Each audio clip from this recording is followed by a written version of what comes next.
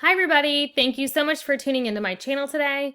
This is going to be a video all about how to look at the results from Go Formative while you are giving the assessment or after, either one.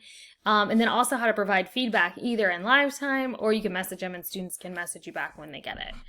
So we're going to go through kind of three main things. First, I'm going to show you how you can view your results.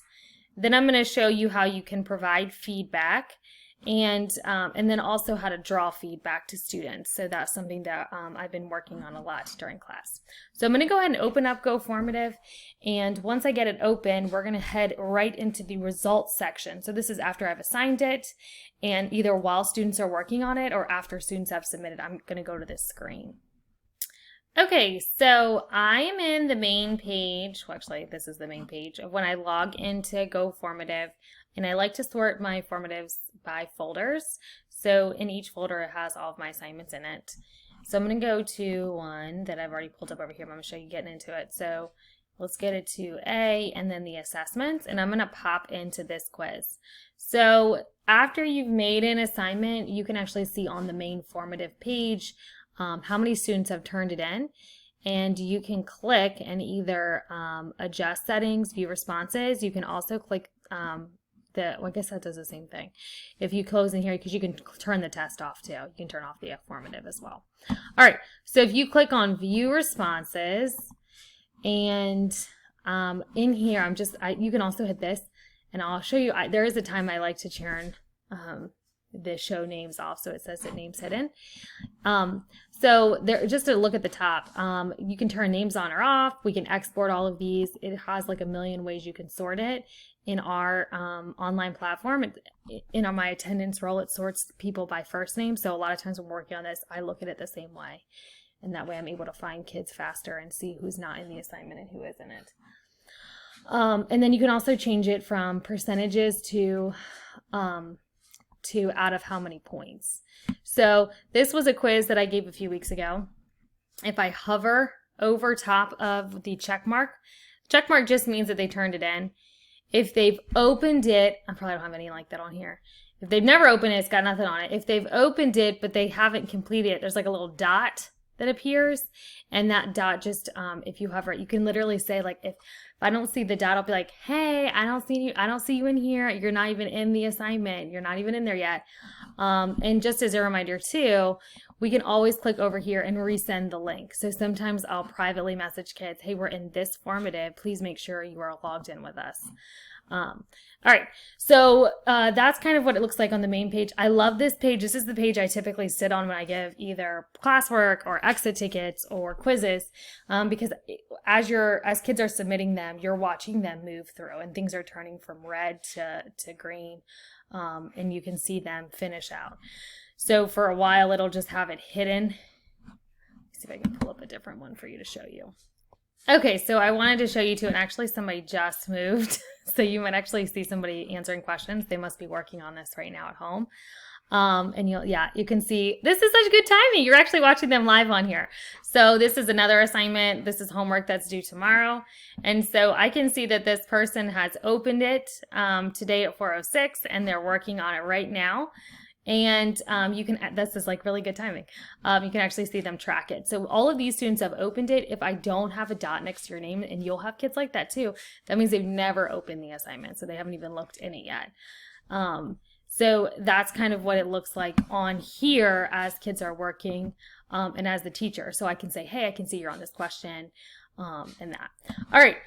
So I wanted to show you also that a lot of times I like to give feedback, and so I'm going to show you how to do that, but probably to try to stay focused here. I also can show you, you can actually, this was a 5-question assignment, so I can show you what this looks like. This was me actually. So I have some students that have uploaded their work using pictures, and so there's that method. And I can go through and see that this student did this incorrectly. And so I might say on it, it looks like they multiplied by, or divided by 2 on both sides, but didn't multiply by 3. So I would say, don't forget that you have to multiply by the reciprocal. So for this one, If you wanted to provide feedback, there's kind of two ways. You can look at their work. I feel like I'm a little all over the place. Let me try to focus in here. So all of these questions on this quiz had the button checked, show your work. So it self-grades it because the kids still have to type in the answer, but it also tells them that they need to provide work with the problem. So I can look over, typically if they're red, I like to jump in on them and see what the work was. And for this one, I would say something like, you need to make sure to multiply by 3/2 on both sides. So I would probably write that back in here.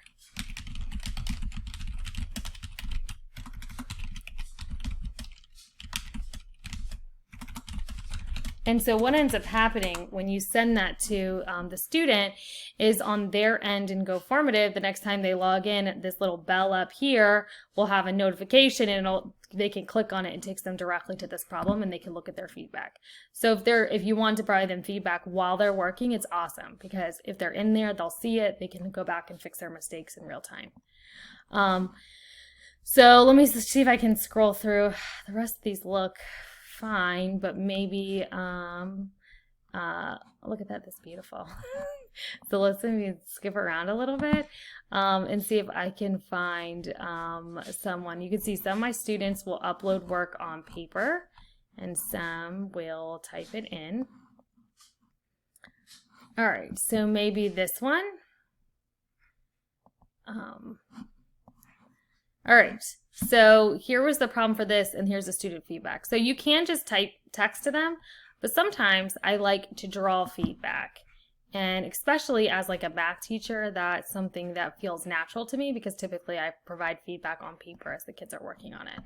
So for this one here, it looks like they didn't need to multiply by 2 in the numerator. They actually multiplied by 4, it looks like. So you could even write them feedback directly on it and circle, this part here and say, you only need to, and again, you can even text on here too. You could say,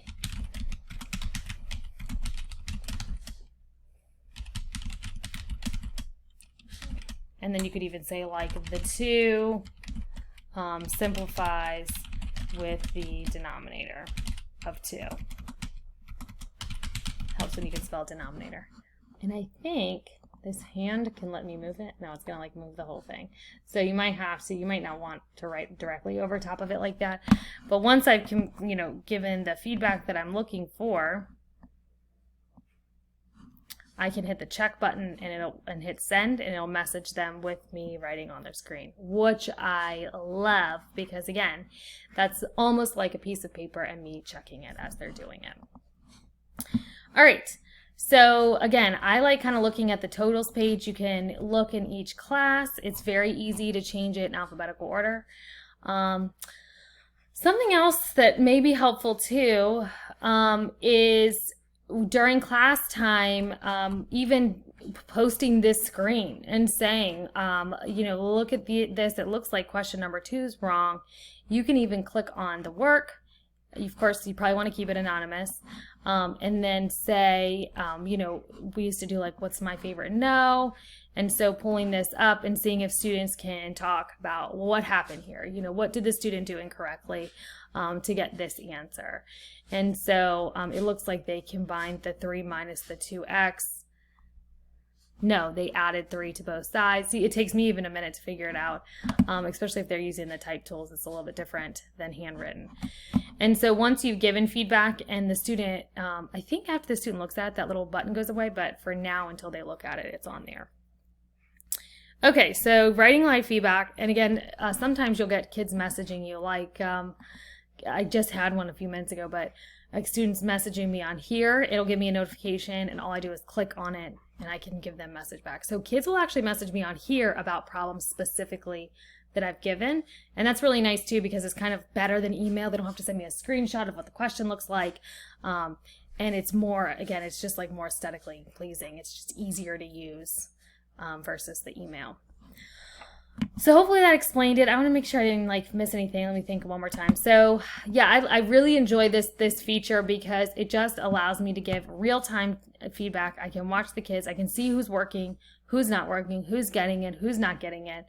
And then also the ability to be able to look at their work and provide them immediate feedback is amazing. And I can't stress how it's made my life easier, and it makes me feel like even from a distance I'm able to provide individual feedback to kids, just like I would do in a classroom when I was walking around and looking at their paper and listening to what they're saying. So anyway, I hope that this video was helpful, and you guys have a great day. Thank you so much for watching.